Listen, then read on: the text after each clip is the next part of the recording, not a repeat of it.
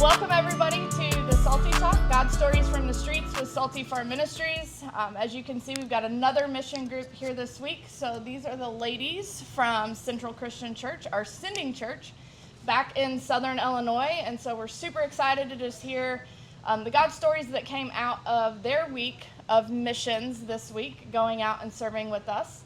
And so if you ladies just want to kick off with like your names, and then what you were thinking, anticipating, expecting as you were coming down this week. Well, my name's Daphne, and coming down this week, I was excited but nervous at the same time because I'm not really good at talking to people I don't know, and bigger crowds make me a little bit nervous. But I've really learned how to talk to other people and get out of my comfort zone. Awesome. Yeah. Hi, I'm Ava. I came down with the expectation of just having an open heart this week, just because I haven't really learned a lot about homeless communities and friends on the street, but I was prepared for just about anything. I was excited to see who they were and how they lived. My name's Chelsea. I came down not really knowing what to expect. I was a little bit nervous, but immediately just talking to our friends on the street, they're so welcoming and so just encouraging of you being in their environment and really supportive of you. And they make us feel comfortable, and they did really welcome us into their home, their space. And so that was really nice, and you can just feel God in the room and just everywhere, and they shine so bright, and it's really encouraging to see. Awesome. My name's Grace, and coming down on this trip, I really wasn't expecting what I got out of it. I think I was just expecting to come down and just talk to friends on the street and not really get as much out of it as I thought I would. But it's definitely been life-changing, just feeling God's presence in different ways that I've never got to experience before. My name's Leela, and I came down here not I didn't have a full idea of what we were getting ourselves into. And I don't ever go on church trips or anything, so I was really excited. I don't think I was nervous.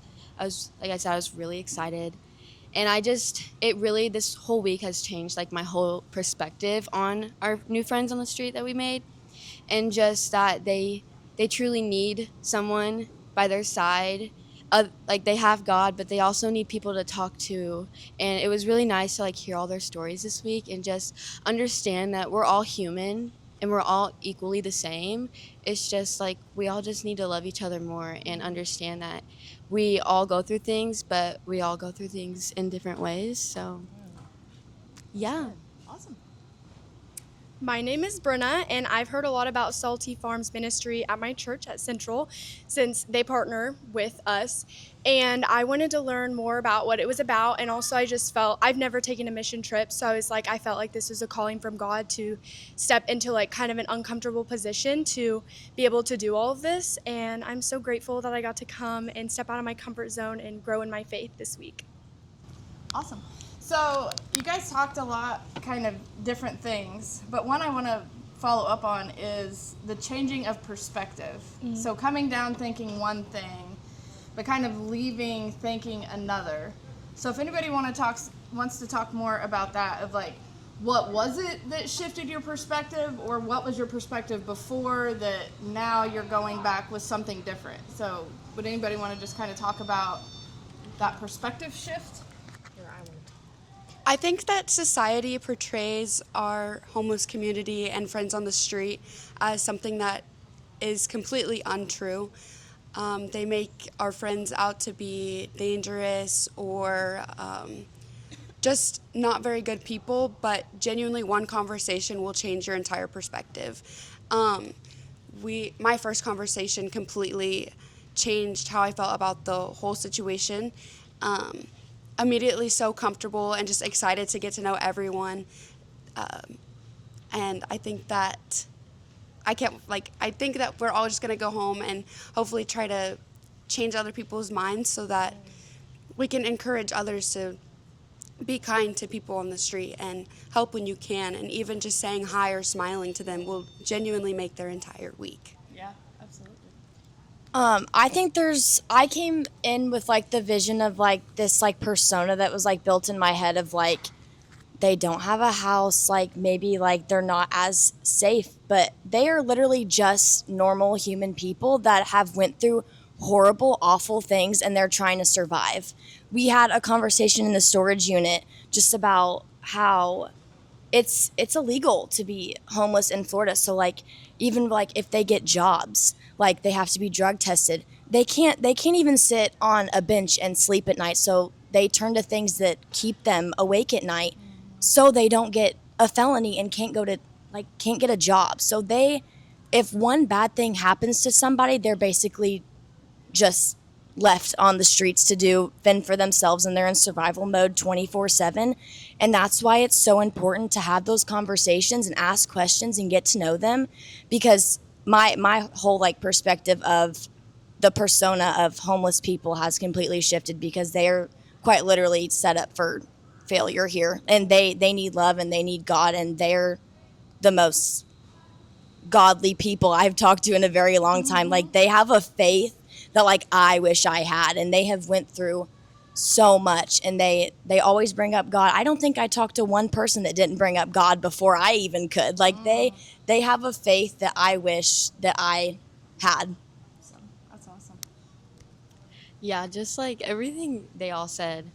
But yeah, society, like in this world today, just makes our friends, like they make them out to be just, like Chelsea said, like different, like nobody's different, but everybody's like, oh, like we can't talk to them. Or the idea to some people is that, oh, they did that to themselves, so like that's their fault.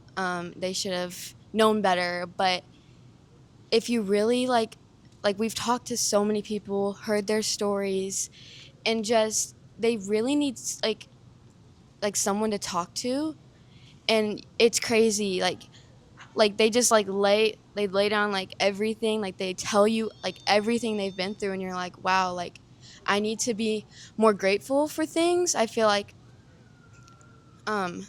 people nowadays, like they're just like, oh, I need this, I want this. And I was talking to one of the friends, and he told me, he's like, I've gotten everything I needed from from praying from God to God. And he's like, I want things, but I don't need them.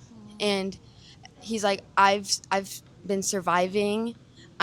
He's like, I'm living, I'm grateful that I have a God so grateful, like so amazing that he can provide for me. And so I think that was really eye-opening, especially for like what my idea was before coming here. So Yeah, kind of to back off what Grace and Leela both said, it was very much a misconception of mine that like coming into this, had the fear that they would be like not unwelcoming and unfriendly, but unwelcoming and unfriendly. I mean, we're a bunch of random teenagers walking into their space and their homes that they've made for themselves, and kind of completely disrupting that. But from the beginning of the week to now, it's completely different, like a different perspective I have of like they're actually just literally our friends. Yeah. Like I feel like I have a better relationship with some of the friends I talked to this week than I do with some of the relationships I have back at home.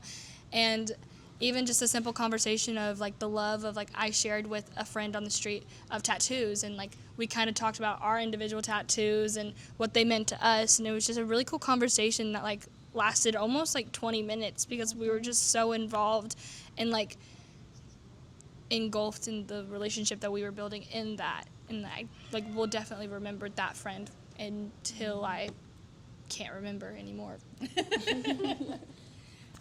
I would just say this trip has really like reminded me of the saying, like, don't judge a book by its cover. So many people judge homeless people, and just like some people said, like they think that they did it to themselves, but they didn't. Like in just talking to them, like they are so joyful. They're just normal human beings, and I just wish that so many people would like see that. And I know that like our eyes have all been open. Like they are just such joyful people, and they have such strong faith. I've definitely realized that I could wake up tomorrow and lose everything I have and be in their position without me personally doing anything. And you have to be you need to be grateful for what you have, and you have to show the kindness and have the open mind that you would want to receive if you were in their position, because you can wake up tomorrow and lose everything. Yeah.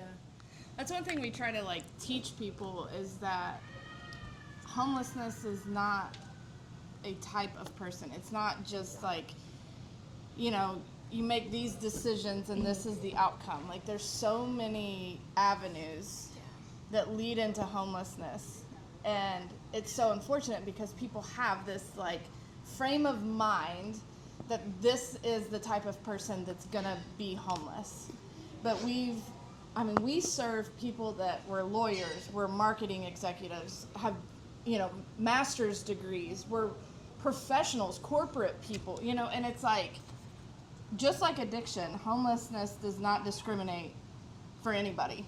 Anybody can end up in that situation, and so many of the times it's crazy circumstances that happen that are too often out of their control, but then they're judged and marked and labeled and blamed for things that they had nothing to do with, and ended up in a circumstance that systems aren't supportive of helping to get out. They just push them farther in. So I'm glad you guys had the chance to really get to see that side of things, because I think once we get that into our brain and kind of accept that mindset, that's when the perspective shift happens, because we stop blaming them or judging them for the circumstance that they're in, but start understanding and loving with compassion, because now we just see them completely different and put ourselves in this could be me.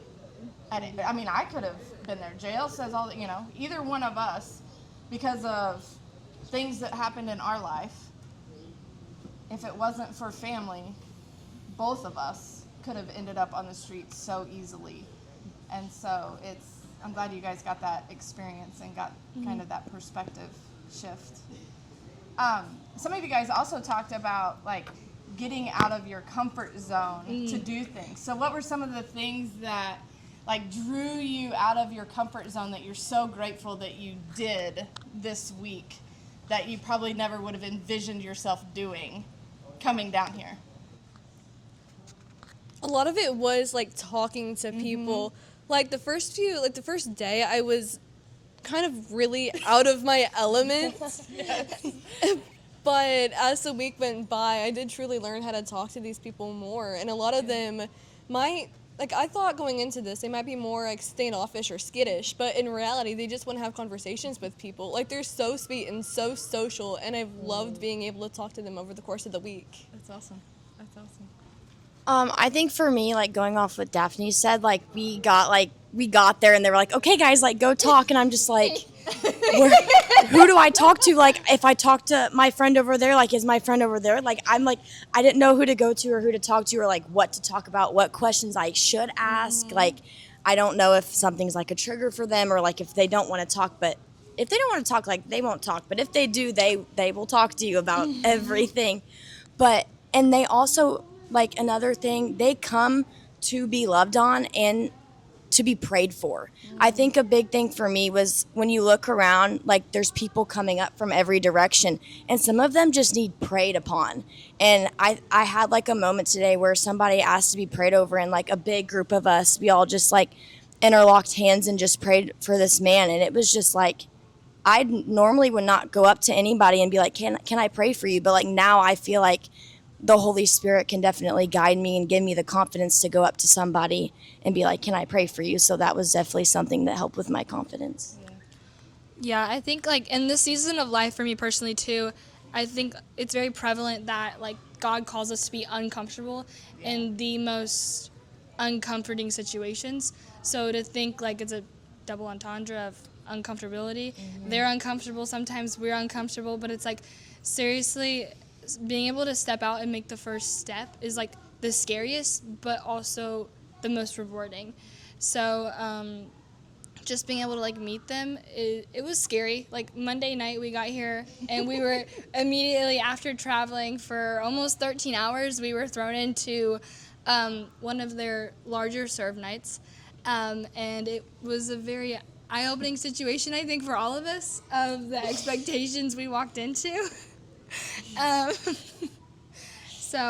but it was a good night to start too. Like it was a bigger night, and being uncomfortable in that, it was like, okay, now I can go to the smaller ones in the morning and in the evenings that they have other places, and it was much easier than to be uncomfortable in those situations. Because, I mean, not that it's ever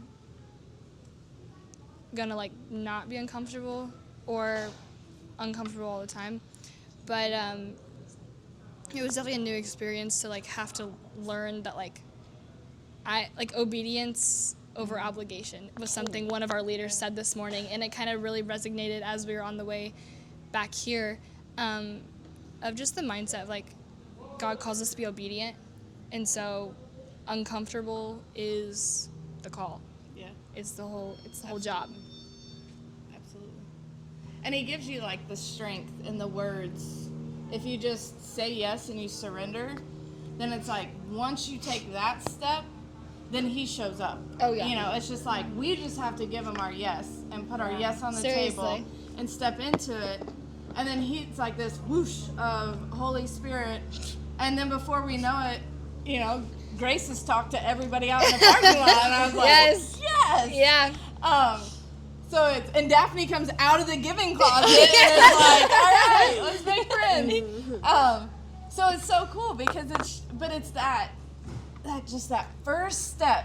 But if we give him just the first step, then it's like, he shows up and does the rest. Yeah. And I think it's so cool experiencing that, because that's when you see God really move, you know, in our hearts and in situations and in conversations and in prayers, you know, when you're like, I don't know what to say, I don't know how to pray, I don't know this person, but he just gives us everything that we need. You say If yes, we the just say Holy yes. Spirit shows up. Absolutely.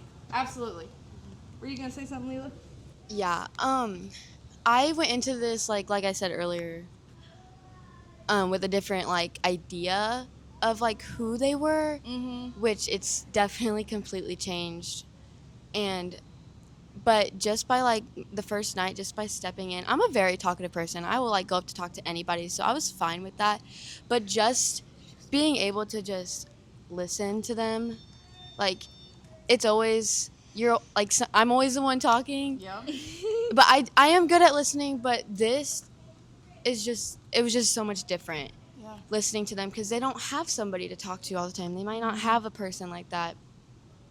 So just like hearing them, listening to their stories, like I was saying earlier, is just, I felt that was just very important. And just asking them like, just, hey, like where, like just asking them where they're from, and that's how it can even get started. Like they'll start from way back, and then they'll get to where they are now, Where they were born to where they were. and just everything they've gone through. And it's so amazing, like what they've done in their life, what they've accomplished, that like I probably could have never done. And so like they're just it's just so incredible. And also just the heartbreaking things they've gone through, it really like opens your eyes, being like, oh wait, like why would I ever think that about a human being? Like we're all the same. It breaks my heart that people like treat them the way they are, and like don't treat them as humans. They treat them like another animal on the street, or just like something like that's not worthy.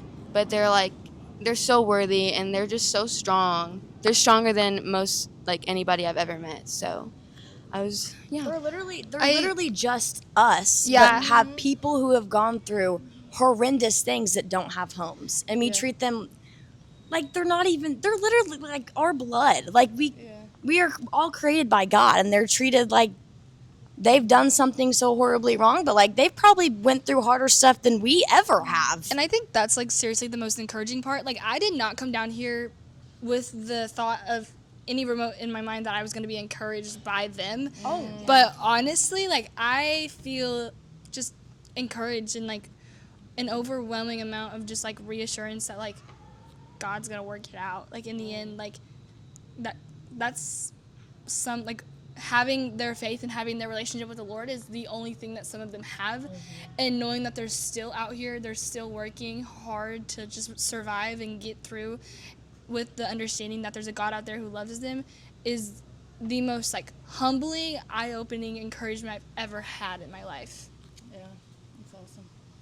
That's awesome. Kind of going off of what Ava said, they are so encouraging. I think that honestly, I needed them in this season of my life right now more than they needed me. Before this, I've been like having kind of a battle with my own faith, and I truly believe that this is exactly where God wanted me to be. And like I said, that I needed them more than they need me right now. And I can't wait to go back home and get back and just encourage others like I've been encouraged this trip and show the love of our God like I have been, because they are truly the most loving people that I think I've ever encountered in my life. And just like a daily reminder that I will probably always keep reminding myself is that while we're at home enjoying, like, I don't know, like here in Florida it's so hot. We're enjoying our AC, our nice warm beds, just unlimited things that not everybody can have like we do. So that they're out there like simply just trying to survive the night, like throughout the day, like wondering, like I remember one of the friends was telling me how they just have to stay up like all night and they're just scared. And it's really makes you think like, oh, like I just don't know what I would do. Like we truly don't know. We do have it so good. Like I don't know. Like there's like people who are like, I don't know what I would do if I was in their shoes. Like right now, I genuinely don't know what I would do. So like it's a great reminder that we're so blessed, but like others do need the same love and like respect, especially that we would give just like I would give to you. Like, so I just thought that was, a great reminder. So back to like how I stepped out of like my comfort zone, just going back to that.